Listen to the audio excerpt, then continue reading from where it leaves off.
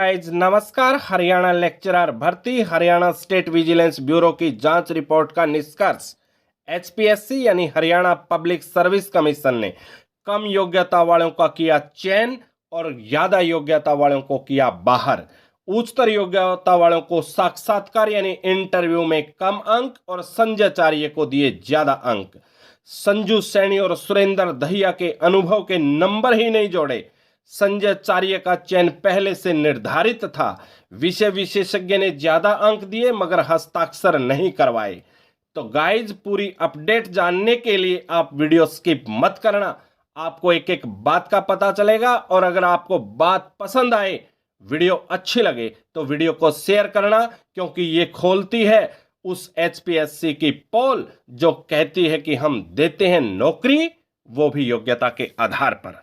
तो गाइज आप सभी को मालूम है कि हरियाणा लोक सेवा आयोग ने वर्ष 2003 में जिस लेक्चरर पद के लिए चयन किया था, उसकी स्टेट विजिलेंस ब्यूरो ने जांच के बाद दावा किया कि आयोग ने ज्यादा योग्यता वाले यानी एमई और एमटेक की बजाय बीटेक वाले उम्मीदवारों का चयन किया और आयोग ने 2003 में आवेदन मांगे थे।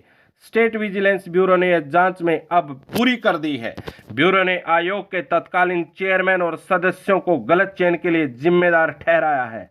ब्यूरो ने जांच में दावा किया कि विषय विशेषज्ञ ने जिस उम्मीदवारों के नंबर ज्यादा बताए थे, उनके नंबर स्वीकार नहीं किए और ना ही विषय विशेषज्ञ के साइन करवाए, हस्ताक्षर करवाए। ब्यूरो ने दावा किया कि जांच में पाया गया कि जिस उम्मीदवारों का चयन किया गया है, उनका चयन पहले से ही तय कर रखा था। विजिलेंस ब्यूरो ने जांच में हरियाणा लोक सेवा आयोग के वर्तमान राय महत्वपूर्ण रही है और इस राय के आधार पर ब्यूरो ने तत्कालीन पूरे आयोग को जिम्मेदार ठहराया है। तो गाइज आपको दिखाई दे रहे हैं ये उच्चतर योग्यता वालों को साक्षात्कार में कम अंक और संजय चार्य को दिए ज्यादा अंक।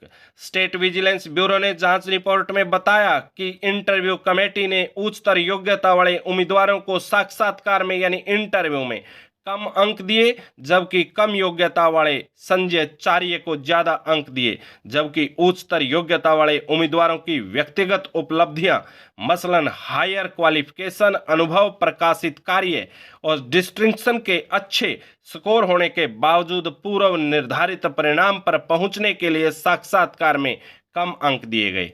संजय चार्य जो कि चयनित है को व्यक्ति उपलब्धियों में सिर्फ अनुभव के कारण 2 अंक मिले।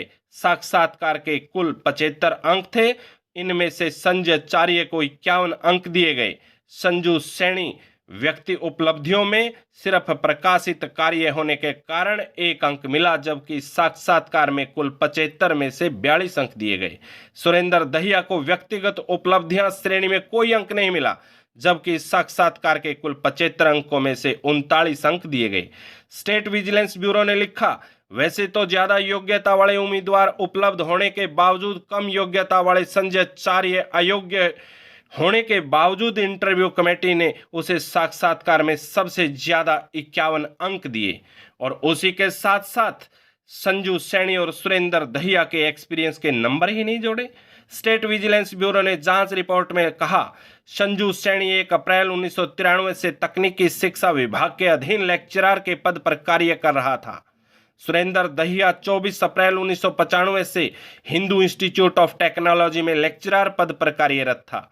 यह सारा रिकॉर्ड हरियाणा लोक सेवा आयोग की डिटेल शीट पर दर्ज था, मगर इंटरव्यू कमेटी ने इन दोनों को व्यक्तिगत उपलब्धियां श्रेणी में अनुभव के 0 अंक दिए। इंटरव्यू कमेटी का यह कार्य साफ दर्शाता है कि संजय चार्य को इंटरव्यू कमेटी मेंबर्स ने अपनी आधिकारिक स्थिति का दुरुपयोग करते हुए संजय चार्य को गलत लाभ दिया और योग्य उम्मीदवारों को नियमानुसार अनुभव के अंक न देकर गलत नुकसान किया। इन उम्मीदवारों का इंटरव्यू इलेक्ट्रिक इंजीनियरिंग के विषय विशेषज्ञ की उपस्थिति में आयोग के सदस्य महेंद्र सिंह शास्त्री, मेहर सिंह सैनी और प्रदीप चौधरी की इंटरव्यू कमेटी ने लिया था। इस इंटरव्यू कमेटी ने योग्य उम्मीदवारों को इग्नोर करते हुए संजय चार्य का चयन करने के लिए गलत और अनुचित आर्थिक लाभ देते हुए इंटरव्यू के मानदंडों का घोर उल्लंघन किया। तो गाइज इस प्रकार दर्शाता है कि किस प्रकार होते हैं चयन और किस प्रकार मिलती हैं नौकरियां। विज्ञापन में योग्यता ये थी और मापदंड ये थे। विजिलेंस ब्यूरो ने रिपोर्ट में बताया कि विज्ञापन में एक पद के लिए यह योग्यता और मापदंड था कि इलेक्ट्रिक इंजीनियरिंग के लिए एमई और एमटेक में प्रथम श्रेणी और इलेक्ट्रिक इंजीनियरिंग में बीई प्रथम श्रेणी और बताए क्षेत्रों में से किसी एक क्षेत्र में विशेषज्ञता। मगर एमई और एमटेक उम्मीदवार नहीं होंगे तो इलेक्ट्रिक इंजीनियरिंग में बैचलर डिग्री प्रथम श्रेणी के साथ बताए गए विशेष क्षेत्रों में से किसी एक में विशेषज्ञता वाले उम्मीदवार पर विचार किया जाएगा। Control system, power system, high voltage electric मशीनों में विशेषज्ञता बताई गई थी।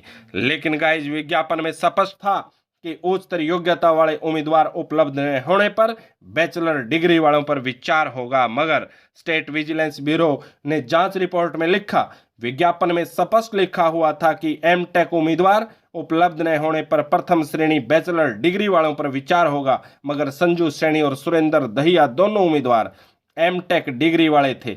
इसके बावजूद योग्य उम्मीदवारों को दरकिनार करते हुए संजय चार्य, जो केवल बीटेक था, का अनाधिकृत तरीके से चयन किया गया। हरियाणा लोक सेवा आयोग की इंटरव्यू कमेटी ने अनुचित लाभ देते हुए संजय चार्य का चयन किया। जांच में पाया गया कि उस उम्मीदवार का चयन करते समय विज्ञापन में दी गई शर्तों और मानदंडों का घोर उल्लंघन किया गया था।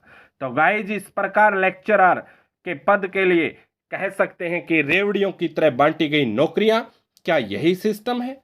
क्या इस सिस्टम को आप स्वीकार करते हैं या इसको धिक्कारते हैं? तो आप अपने अपने कमेंट जरूर देना कि क्या यही योग्यता के आधार पर नौकरी है।